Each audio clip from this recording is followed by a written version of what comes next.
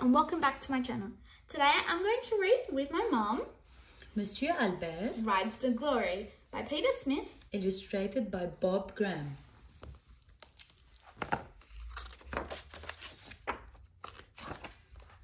Monsieur Albert Larousse is a cycling fanatic who lives in a tiny Parisian attic.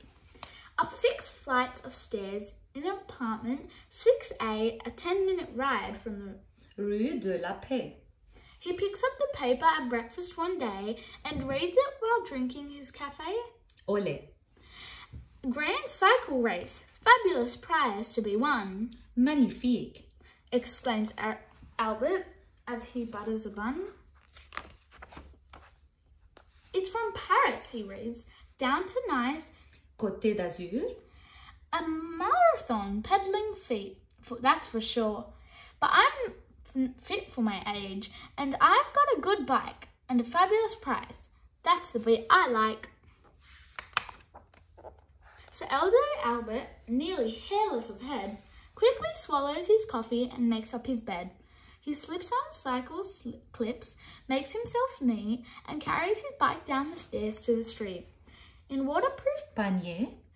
Albert has stowed clean underwear, toothbrush, supplies for the road, small puncture patches, a map for the route, sunscreen and hankies, some biscuits and fruit.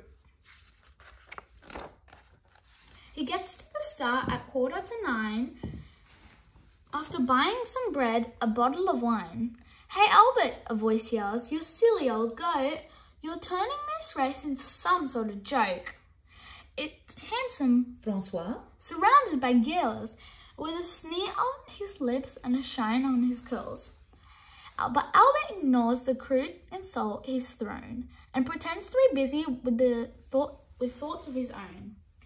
He buttons his jacket to keep out the cold, and he tries to forget that he's 60 years old. Come on, Albert, he says to himself, never fret. There's life and there's bounce in these old muscles yet. There's a hush in the crowd as the mayor lifts his gun, then an ear-splitting bang, and the race has begun. With a flashing of goggles and pale cyclist sneeze, and a murmuring of sound like the bumble of bees. On bumpy old cobblestone, ringing his bell, past the cafes and fountains that he knows so well. Albert weaves through the traffic. His bike starts to sway, but he wobbles no more in the tramp's Champs-Élysées. His glasses mist up as he steps up the pace. He waves to the crowd that stands cheering the race. A band plays, drum booms, a dog starts to bark as it chases his bike past the Triomphant. You're mad, Monsieur Albert. You don't have a chance, he cries. Un gendarme. That's just a policeman in France. Bonne chance, shouts a fisherman down the scene. Good luck, Monsieur Albert. They all know his name. He noticed François, whom everyone fears, a whirlwind of elbows, clicking of gears. He's a champion of France and a millionaire. He trains on the frog's legs and vin ordinaire. In a shower of gravel, François is gone at incredible speed down the road to Dijon. Old Albert is trying, but he hasn't a chance of catching the cyclist, hotshot of France.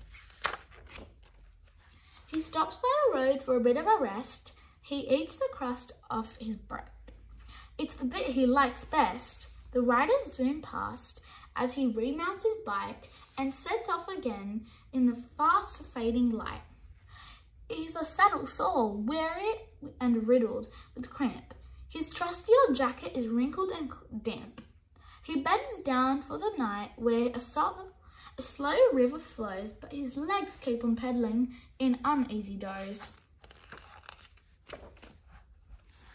Next morning, he's pumping in drizzling rain. A trouser leg caught in the bicycle chain. There's a puncture at Vienne. Wet socks at Valence. He'd catch the train home if he had any sense. Up ahead lies the way to the high mountain peaks, with puffing and blowing, ballooning of cheeks. He slips to low gear as the road starts to rise, feels an ache start to spread in his knees and his thighs. It's onward and upward. Through the traces of snow, he gets off and pushes, so progress is slow. His fingers are numb, his breath billows white, as the bitter white wind moans through the spoke of his bike. From the road up ahead comes a dull, hollow whump, like the air being forced from a monstrous bike pump. There's a chill blast of wind and a shuddering groan. It's a terrible place to be stuck on your own. He's last to the mountaintop, covered in sweat. The valley beneath him looks so peaceful, and yet there's a whiteness, a shape in the faraway gloom like a ghost, barely seen in a badly lit room.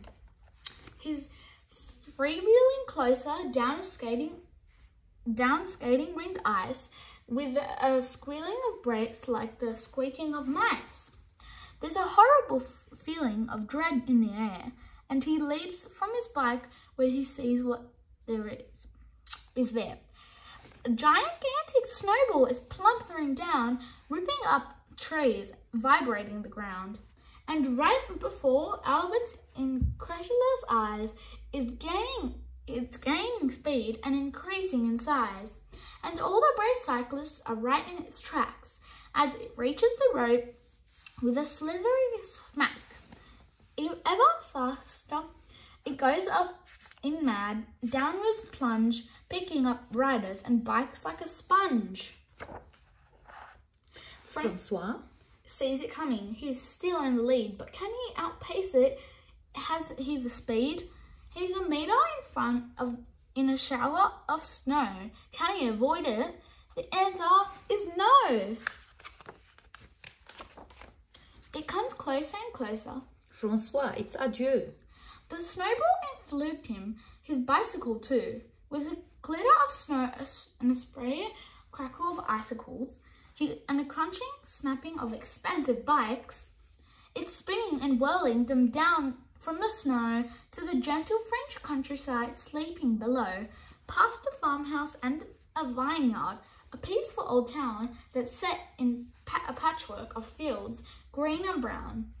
And caught in the slipstream comes Albert Larousse, who sucked down the road with his scarf flying loose, sees the ball hit a parapet, leaping frog, a tree, and dive like a gull in the glittering sea. C'est la vie, mutters Albert. That's the way it goes. The riders will swim to the shore, I suppose. It's a terrible thing they're out of the race, but nevertheless there's a smile on his face. He walks down the beach as cyclists emerge, helps Francois ashore as the wave starts to surge. You win, Monsieur Albert. Go and pick up your prize. Our bikes are all under the sea. Francois sighs.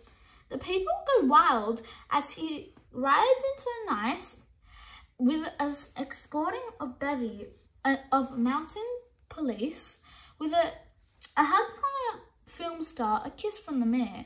For Albert Larousse, c'est extraordinaire. It's true that the best man did not win the race, and in bicycle races, that's sometimes the case. But Francois is rich, young, and handsome. That's what's more. So good luck to old Albert, who's 60 and poor. Bravo. I hope you enjoyed that book, and I'll see you next time when I record my next book. Bye!